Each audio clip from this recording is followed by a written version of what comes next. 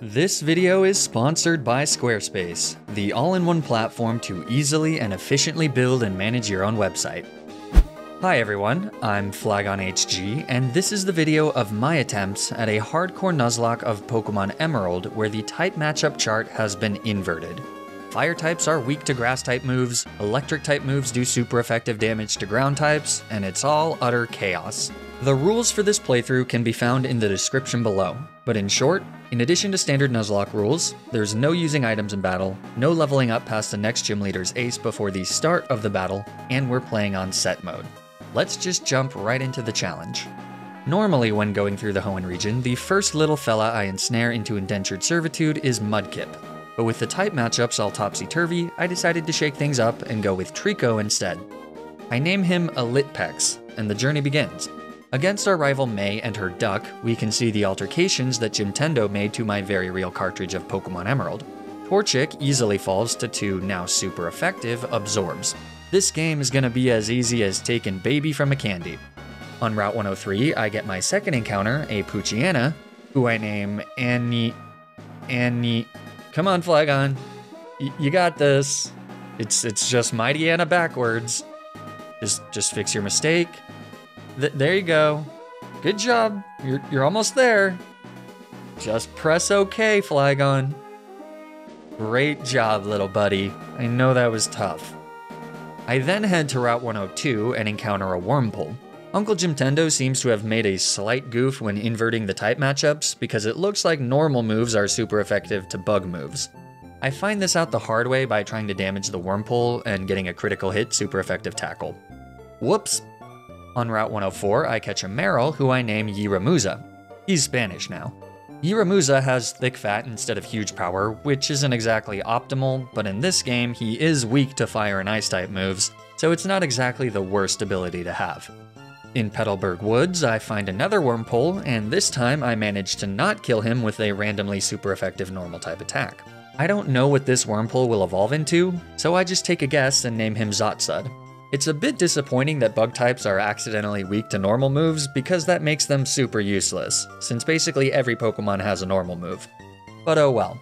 On the plus side, my random nickname guess ends up being prophetic as Zotsud evolves into a Cascoon. On Route 115, I encounter a Whismur, which sucks because I could have guaranteed a Whismur in Rustboro Tunnel first, and then also gotten something else from Route 115. For this exact reason, it's generally better to use a repel and go to Rustboro Tunnel before catching something on Route 115. This was a misplay. I name our Whismur Dualpix. Ambitious, given that I've never had a Whismur survive long enough to evolve into Exploud. But with type matchups being inverted, Dualpix does super effective stab damage into Roxanne's rock types. And after sweeping all of the trainers in her gym with just my single Shrieking Rabbit, Dualpix and I were vibing. We were like 2 pods in a pea, and I trusted her to handle the first gym entirely on her own. And folks, let me tell ya, that was f***ing stupid. Even with super effective uproars, Whismur is not exactly a powerhouse, and all of Roxanne's rock types have a lot of physical bulk. On the face of it, a terrible plan. But my stupidity does not stop there. No, my stupidity is like that train in that one Denzel Washington movie. So, did I maybe think that the level cap was 14 instead of 15 and fix the layout in post? Yes. Did I also maybe forget to equip Oranberries to all of my Pokemon? Yes. And for some reason, did I also choose to not level up any of my other Pokemon, essentially staking the entire outcome of this battle on a single Pokemon with 51 base attack? Yes. So it's pretty unsurprising that this battle goes terribly. To her credit, Dualpix manages to kill both of Roxanne's Geodudes and do decent damage to her Nosepass before fulfilling the birthright of every Whismur and dying. We had a good run there, Dualpix. All I can say is I was enchanted to meet you. Rest well. At this point, things are looking pretty bleak. I just bring in Elitpex, who's at level 11. Good job, Flagon. Real A+ work there. I start with a Leer to lower Nosepass's defense as he uses a block to prevent me from switching. Then I just do very pitiful damage with a few quick attacks. Nosepass does miss a Rock Tomb, but because of her Oranberry, we aren't doing nearly enough damage to take her out before Elitpex joins Dualpix in the mysterious beyond. Next up is Anything, who starts with a weak tackle as Nosepass uses block. I decide to go for a sand attack to bank on some misses. In hindsight, I should have brought in Anythigum first. That might have been able to save Elitpex's life. Nosepass does miss her fair share of attacks, but sadly my little pooch falls just short of knocking her out before she takes another life. At the very least, Yuramuza is able to come in and finish off the serial murder's last tick of HP. So, despite my aggressively bad preparation, I managed to not wipe to Roxanne and get the first gym badge. With 3 deaths already, I've dug myself into quite a hole here, and common sense would suggest that I just reset the run and try again. I can pretty easily do this deathless if I just, I don't know, actually leveled up my Pokemon, but I'm far too stubborn to reset here, so I keep digging. Speaking of digging, dig on this. Did you know that creating a website has never been easier with this video's sponsor, Squarespace? Squarespace is an online platform that helps you build and manage your own website, whether that's an online store for your business or a personal blog for your thoughts. You might think that setting up a website would be about as hard as beating a Nosepass with a bunch of underleveled Pokemon. But with their all-in-one platform, Squarespace streamlines the whole process, making it super simple to quickly design polished websites using their customizable templates. For example, you can visit the website that I created using Squarespace, poppyhg.com, the home of dozens of curated pictures of my corgi puppy, Poppy. Squarespace also has a ton of other really useful features, like analytic information about the traffic of your website, the ability to add and play embedded videos directly on your website, and Squarespace member areas, which can be used to connect with audiences and create exclusive members-only content. So if you're looking to start a website for your business or hobby, then you should absolutely check out squarespace.com for a free trial. And when you're ready to launch your website, you can use my custom link to save 10% off of your first purchase of a website or domain. The links are in the description below. Thanks so much to Squarespace for sponsoring this video. Now, let's get back to the challenge. In Dewford Town, I fish up a Magikarp exclusively for dupes. I may have lost 3 Pokemon to a barely sentient rock, but I still won't be using Gyarados. I will be using the Tentacruel I fish up on Route 107 though. I name her Lurkatnit. At this point, our matchup into Brawly is looking pretty rough since both Zotsud and Lurkatnit are inverse weak to fighting moves. So I use a Repel and lead with Lurkatnit at level 12 in the lowest floor of Granite Cave to increase my chances of getting Aron, which works perfectly. Steel types are actually terrible in this playthrough since they're inverse weak to so many types. Aron in particular is 4 times weak to normal moves, so he's not great. But at least for Brawly, Nora is sporting a healthy 4 times resistance to fighting type attacks. With that, I head to the back of Granite Cave and deliver the oh so important letter from Mr. Stone to his reclusive son. As thanks, Steven gives me the TM for Steel Wing, and frankly, I should just return it to him and punch him in the face. But I'm getting ahead of myself. Next up, Yuramuza evolves into a Azumarill, making him the first of our Pokemon to live long enough to match his nickname. Except for Aron, I guess. Then I head to Slateport City and catch an Electrike from Route 110. Nothing I get on this route would really have been all that helpful into Brawly, but there's strength in numbers. So, welcome to the team, Sertsanam. Now it's time to backtrack to Dewford Town and beat the crap out of Brawly. In stark contrast to our fight against Roxanne, this one goes perfectly. Nora manages to outspeed Machop and do phenomenal damage with a super effective Rock Tomb. He even leaves him with a sliver so that Brawly wastes a super potion here. Even after a bulk up, a combination of Rock Tomb and Metal Claw, which is more accurate, knock out the most healthy looking of Brawly's 3 children. Metatite comes in next and outspeeds to set up a bulk up as Nora hits a neutral Metal Claw. We luck out and get an attack boost from Metal Claw, so even though Metatite sets up a Reflect, a super effective Rock Tomb still gets the kill. Makuhita is last, and because of the Reflect, he's able to survive a super effective Rock Tomb and get off a bulk up. His Citrus Berry also activates, so the little chunkster gets back to almost full HP. Would be a shame if somebody got a crit bypassing all of those defense drops, huh, Brawly? That's badge number 2. Nora is unstoppable. You know, kinda like the train from that one Denzel Washington movie. The next gym leader is Watson and his electric types. With the inverted type chart, his Magnaton is no longer a problem. But electric types have very few resistances, and therefore very few inverted weaknesses. So his Manectric is still pretty intimidating. Especially since my encounter on Route 117 is another bug type with that pesky normal type weakness. I was personally hoping for Oddish, but Illumise is fine, I guess. I name her Esamuli. I also finally get around to evolving Zotsud into his namesake because he'll be very useful for this fight. In fact, Zotsud is who I lead into Watson's Voltorb, who knows self-destruct. I switch between using Protect to see if Voltorb will explode, and Gust to do super effective damage. I can also use Moonlight here and there to heal Zotsud, and thanks to his Shield Dust ability, Spark won't ever paralyze us. We also managed to get Watson to waste a Super Potion here before Voltorb pulls the trigger and explodes into Zotsud's Protect. That went perfectly. Magnaton is out next, so I stay in and outspeed to land a critical hit, quad-effective Gust, which leaves Magnaton with a Sliver. They then hit a pretty hard Shockwave, though an Oranberry recovers some HP. Looks like we're speed tied because Magnaton outspeeds and hits Zotsud with another Shockwave before going down to a second Gust. I really thought Watson would heal here. Kinda sucks that he doesn't.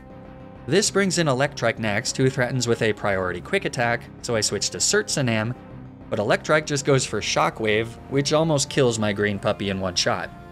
So I switch to Yiramuza, who resists Shockwave. Then I go for a few Bubble Beams as we tank some more Shockwaves, which don't do much damage. Once Electrike falls, Watson sends out his final Pokemon, Manectric. He's doing far more damage with Shockwave than Electrike was, especially with a critical hit. And Bubble Beam isn't doing much in return. After a single Shockwave, he uses a Howl. A second Bubble Beam activates a Citrus Berry on Manectric. We get a free turn next as Manectric goes for Thunder Wave, which is cured with a Cherry Berry, but quick attacks are starting to do pretty good damage as we continue to plug away with Bubble Beams. Another quick attack drops us from 27 HP to 14 HP, and then a follow-up Bubble Beam leaves Manectric in the red. Meaning that Watson will heal, and now it's almost back to square one. I'm hoping we live one more non-critical hit quick attack, but we don't, and Yiramuza falls. So I bring in Lurkinet next, who takes less than 50% from a quick attack, and then actually hits Manectric with an acid that crits. So we just tank one more quick attack, and fire off an acid, which leaves Manectric with a Sliver. Damn. I now need a safe switch, so Lurkinet has to go down here. RIP. Her sacrifice does let me bring in Esamuli though, who fortunately survives a super effective quick attack, and then finishes off Manectric with a quick attack of her own, winning us a very hard-fought battle. 5 deaths, 3 gyms in is pretty rough. Fortunately, I'm due for a ton of new encounters here, some of which have the potential to be pretty good. So all's not lost quite yet. On Route 112, I catch a Numel named Tupermec, who is sporting a quad water resistance. Excellent for this 7 out of 10 region. Then it's off to the Fiery Path, where I luck out and catch a Torkoal. That's actually the second Emerald Challenge in a row where I've managed to catch one of these bulky turtles here. On the way back to the Mauville Pokemon Center, a Geodude pops out of a Rock Smash rock, so Melog is my Route 111 encounter. No desert Pokemon for me. I also catch a Spinda named Adnips from Route 113, a Lombre named Olicidal on Route 114, and a Zubat named Taborg from Meteor Falls. Then it's off to stop Maxie from blowing up a volcano to create more landmass or something. Dude's definitely off his rocker. Also, you gotta admire the women that stick around to operate the cable cars in the face of this potential natural disaster. I really hope that the Mount Chimney Cable Car Company has an amazing union for them. Maxie isn't much of a problem, so after stopping Pompeii 2 the Squeakquel, I head to the rugged path and catch a Spoink named Gitmerg. With Thick Fat, Gitmerg should be able to help out against Flannery's fire types who are up next. She leads with Numel, so I lead with Sertsanam, who's able to land a one-shot with a super effective Spark. Gotta say, the inverted type matchups have taken some getting used to, but I think it's finally starting to click. Flannery's Slugma also goes down to a neutral Spark because Slugma sucks. Camerupt is third, and if it ain't broke, she survives to hit a Tackle of all things, which triggers a static paralysis, not that it really matters. Flannery wastes 2 Hyper Potions here, which is perfect. And then another Spark takes out the Tumorous Horse. Torkoal is last, so I switch to Esamuli, who tanks a resisted Overheat. Good job, bug types. A White Herb then restores the special attack drops from Overheat. Esamuli is at risk to a crit here, but I don't really care. I Encore Torkoal into Overheat. Then I start spamming Moonlight as Torkoal wastes all of her Overheat PP. Since she never crits, we're able to completely stall her out of Overheat PP, though it does require a second Encore. But from here, I can switch to Laukrot, who handily tanks Body Slams and deals good super effective damage with Ember. Torkoal obviously does paralyze us with Body Slam, but we actually never get fully paralyzed, so she soon falls, winning us the battle and the 4th gym badge. From here, it's a quick turnaround to the 5th gym. Without a desert encounter, the only thing I can do before that is head to Mirage Tower and catch a Sandshrew named Husalsnas. Husalsnas. Okay, I can't actually say that super easily, so we're just gonna call him HS. I also pick up the Claw Fossil, which causes this massive ancient relic of the past to crumble and dissolve into nothing before my eyes. Indiana Jones would be ashamed. Speaking of people who are ashamed of me, it's time to fight my father. Normal types have no weaknesses in this game other than ghost type moves, so I'm gonna have to rely on brute force for this one.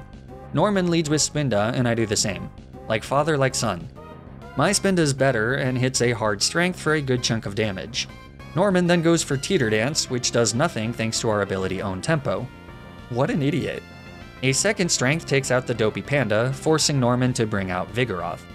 He outspeeds, and Adnips gets hit by a Facade before firing back with a strong strength.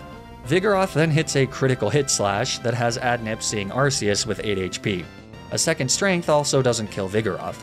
So Norman heals, and I decide to go for Dizzy Punch to fish for the confusion, which I get. Then I switch to Laukrot, who takes just a bit of chip from Feint Attack. On the next turn, Vigoroth snaps out of confusion, so that was pointless, and then hits a soft slash before going down to a Flamethrower. Third is Lanoon, who is secretly Norman's scariest Pokemon. He hits a critical hit slash, and then takes just about 50% from a Flamethrower. And by just about 50%, I obviously mean just shy of 50%, despite what the yellow health bar indicates, because a second Flamethrower leaves Lanoon with a sliver of HP. So, Norman heals, and Laukrot torches the raccoon for a third time. I'm now at risk to a crit, so I switch to Sertsanam, who tanks a slash surprisingly well. Last is Slaking, so now it's time for some cheese. I first switch to HS on a Facade, which does good damage, but wouldn't kill even if it crit. Then I switch to Laukrot as Slaking loafs around. And since Laukrot knows Protect by level up, she's now able to protect on turns that Slaking can attack, and hit him with Flamethrowers on turns that he loafs. It does take a while, but slow and steady wins the race.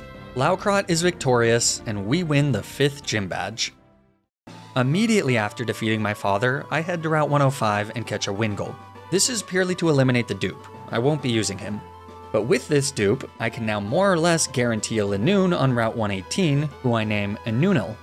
This now gives me a very good chance of getting an Oddish from Route 119, which will be great into Winona. Or we can just get a giant dinosaur. Sure, fine by me. Especially because I can just head to Route 120 on the other side of Fortree and find an Oddish there.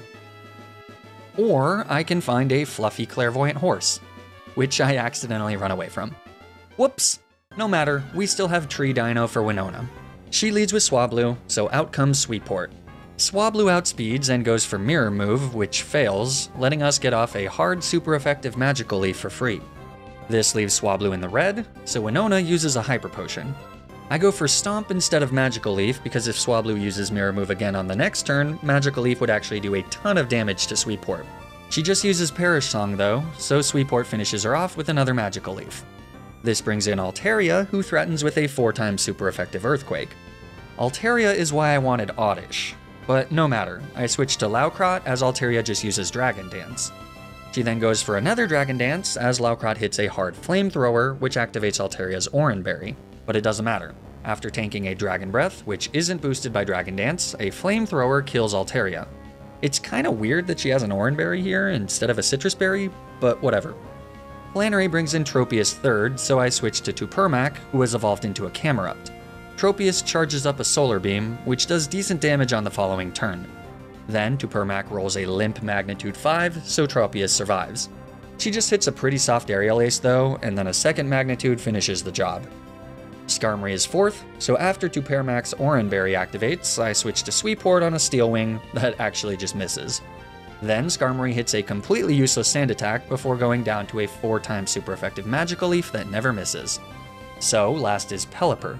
She technically threatens with a Water Gun, so I switch back to Laukrot, but instead of Water Gun, she obviously just goes for Protect. And then after another turn of protecting, and hitting a 55% accurate Supersonic, which gets nullified by a held Person Berry, a super effective Flamethrower obviously leaves Pelipper with a sliver. So Winona heals, and we hit another Flamethrower. And then thankfully Pelipper's second supersonic misses, so this insufferable time sink falls to one final flamethrower, winning us the battle. With that, I get to head to the Safari Zone, which is home to about a dozen unique Pokemon that you can't find anywhere else in the game. The exciting possibilities start to flood my mind. Will I get a Girafarig? A Pikachu? A Heracross? I head to the northwest area for my encounter, and I find... well, better late than never, Gloom. Not exactly an exotic Pokemon, but finally, at long last, after missing out on Oddish on 3 separate routes and throwing 8 Safari Balls, she runs away.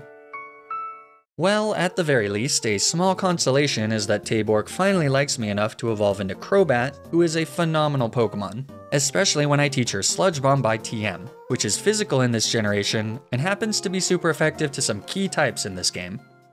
After embarrassing Maxie at Mount Chimney for a second time, it's off to Moss Deep City to fight Tate and Liza. And here's where Taborg gets to really shine. Tate and Liza lead with Claydol and Xatu. I lead with Adnips the Spinda and the aforementioned Taborg. Right away, a super effective Sludge Bomb from Taborg brings Claydol down into the red. Then Xatu calms his mind as Adnips manages to outspeed Claydol and knock them out with a strength.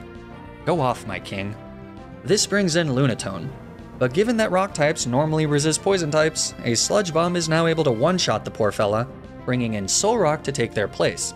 Xatu does get off another Calm Mind before Adnips fires off a super effective strength into Solrock that does a surprisingly good amount of damage, though some of that is healed by a Citrus Berry.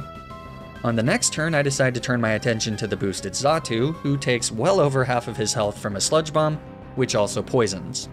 Xatu then just goes for a Confuse Ray onto Taborg, so Adnips is able to continue his reign of terror and kill Xatu with a strength. Solrock preps for a Solar Beam, which is 4 times effective into Taborg, so I switch her out into Laukrot, which I'm only now realizing was actually a mistake, but it doesn't really matter, because Adnips gets his 3rd kill of the fight with 1 more strength, winning us the battle.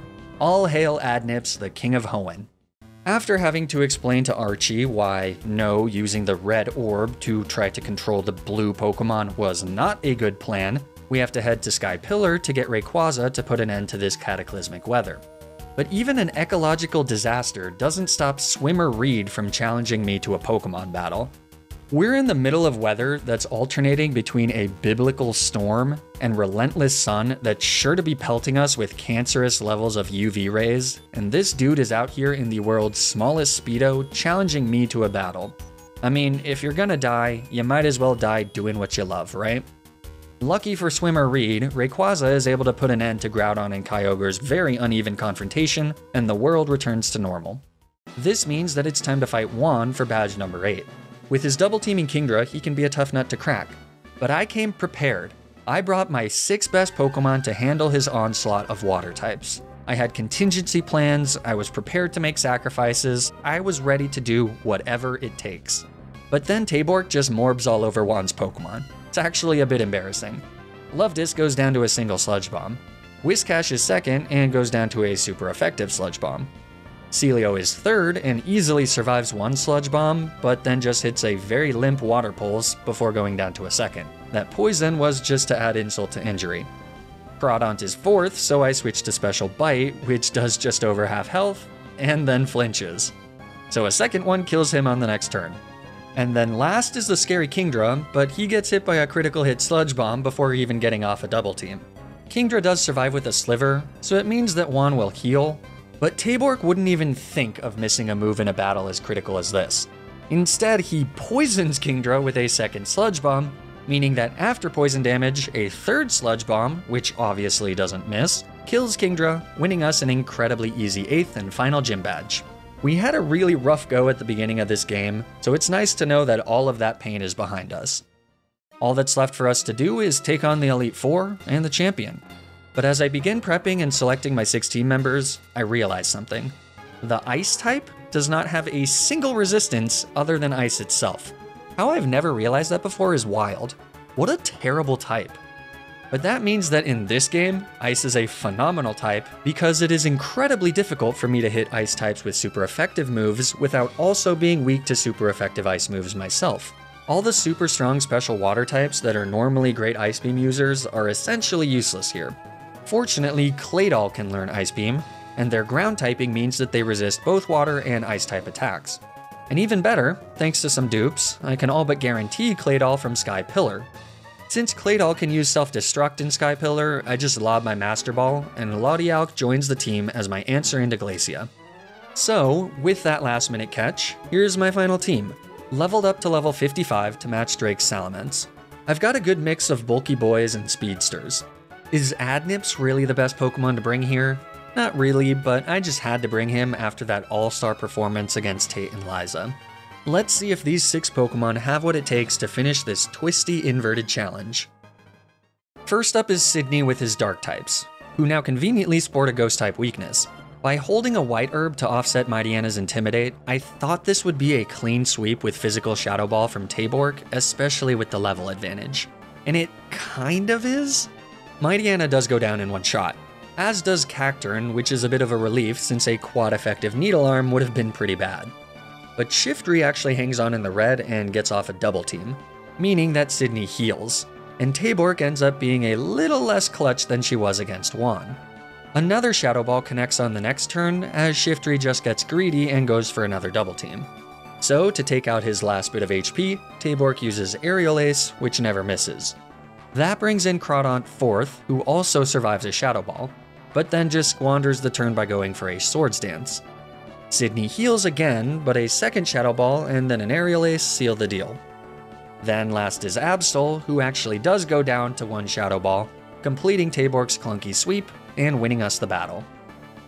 Second is Phoebe, but all of her Ghost types sport a Poison type weakness in this game, and thanks to Stab, Sludge Bomb hits way harder than Shadow Ball, meaning that this time Tabork is able to cleanly sweep through her team, though the Protect from her first Dusclops combined with both Dusclops' pressure ability means that we only have one Sludge Bomb PP to spare.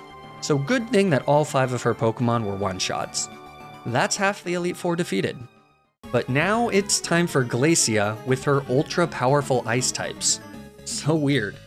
She leads with her first Celio, and I lead with Ludicolo for their debut battle. I fire off a 4x super effective Ice Beam, but Celio actually survives. Kinda forgot about Thick Fat. That's gonna make things a bit harder, because Celio sets up the Hail. After a little bit of chip, a second Ice Beam takes her out. This brings in Glacia's first Glalie, a Pokemon that's always a little bit faster than I anticipate. Glalie outspeeds to set up a light screen, so Ice Beam doesn't even do 50% as Hail continues to do not so insignificant chip. I decide to switch to Sweetport on an Ice Beam to stall out some turns of light screen and Hail. Then Glalie hits Sweetport with a Crunch as I set up a Growth to get a special attack boost. The Hail stops here, so at least we aren't taking any more chip. I decide to be a little greedy and go for a second Growth, but I get punished because a second Crunch gets the special defense drop. Fortunately, I have Giga Drain to gain some HP back. But Glalie then gets a second special defense drop on the next turn, meaning that especially with Light Screen still up, Giga Drain doesn't recover enough HP back to keep me out of crit range, even after our Citrus Berry activates. So I switch out to Adnips, who tanks a Crunch that fortunately does not get a third special defense drop. Then we outspeed and kill Glalie with a Strength. That brings in Glacia's second Glalie, who threatens with a super effective Shadow Ball, so I switch out to Ludicolo as Glalie just uses Hail. Then I go for an Ice Beam, but Glalie explodes, bringing down poor Ludicolo with her. In hindsight, I definitely should have taught Ludicolo Protect. That's a really rough death, because they were going to be very useful into Wallace, not to mention Glacia's remaining 2 Pokemon, one of which is a truly terrifying Walrein. She comes out next as I bring in Sweetport, which in hindsight again was pretty dumb, but I thought that she'd go into her second Celio here, who doesn't have a water type move. But Walrein threatens with Surf, so I have to switch to Tupermac, who quad resists. After some Hail Chip, Walrein hits a much harder neutral Ice Beam before Tupermac retaliates with a very respectable Earthquake. A Citrus Berry means I'm not dead to a crit, and at this point I kinda have to risk it, so I stay in, and mercifully avoid the crit, letting Tupermac fire off an Earthquake, which leaves Walrein with 1 freaking hit point. A Citrus Berry restores some HP, but she's still in the red, so Glacia heals, meaning that after a third Earthquake, which appears to low roll, Walrein is sitting pretty at just over half health. I decide to switch to Tabork, who comes in on a Body Slam, which fortunately doesn't paralyze.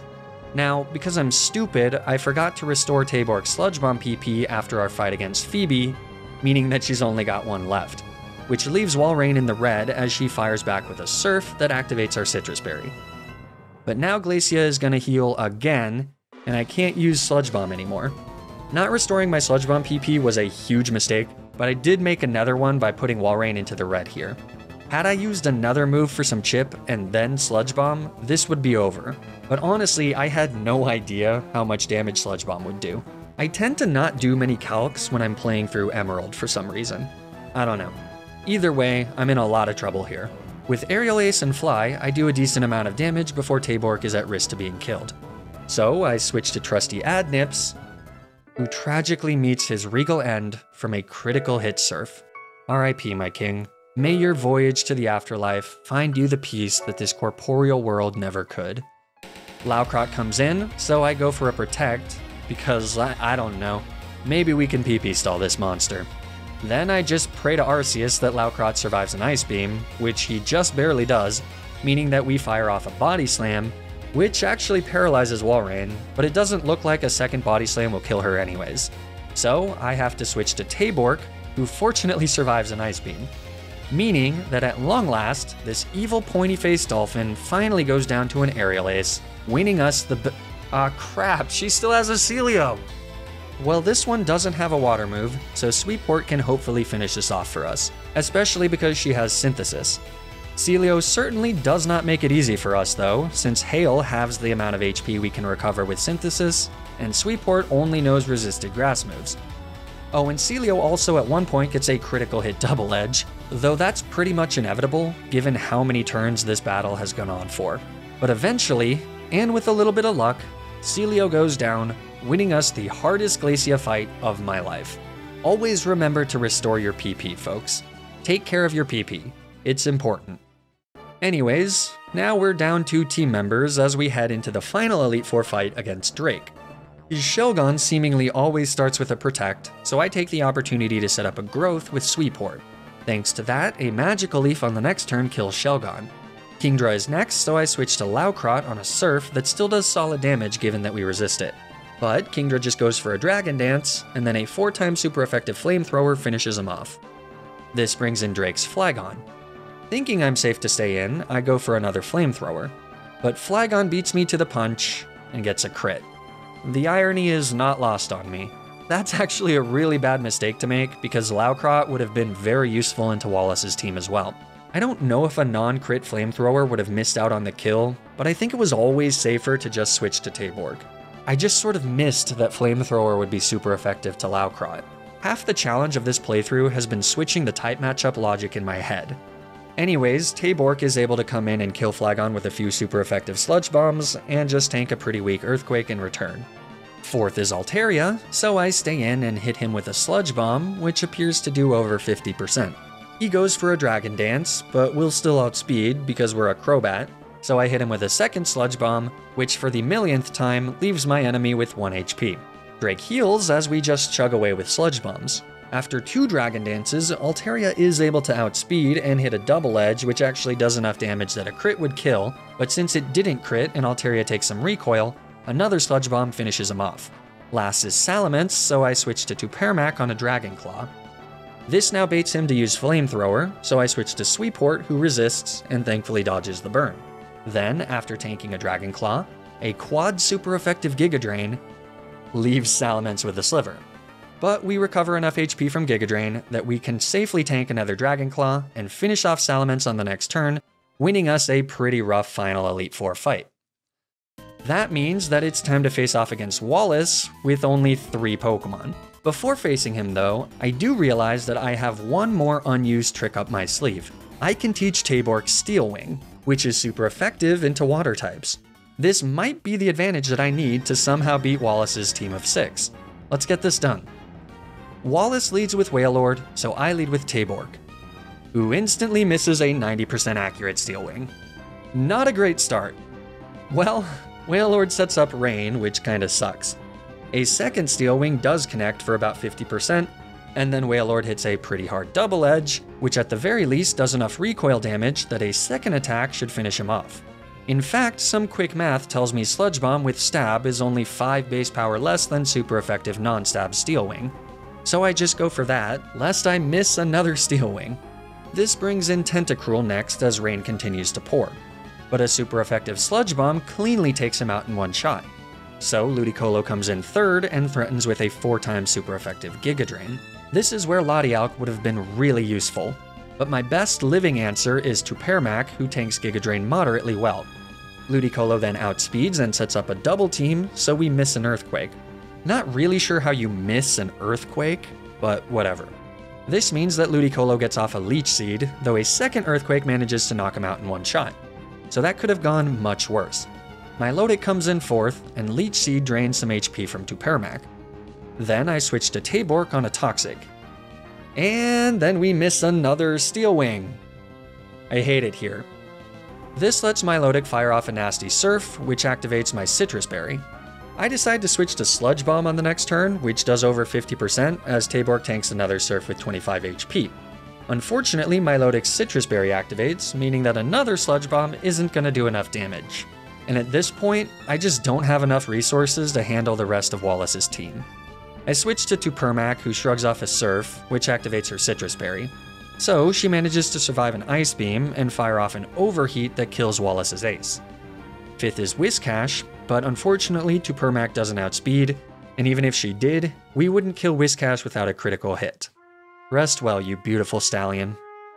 This lets me bring in Tabork, who does manage to kill Whiscash with a super effective Sludge Bomb.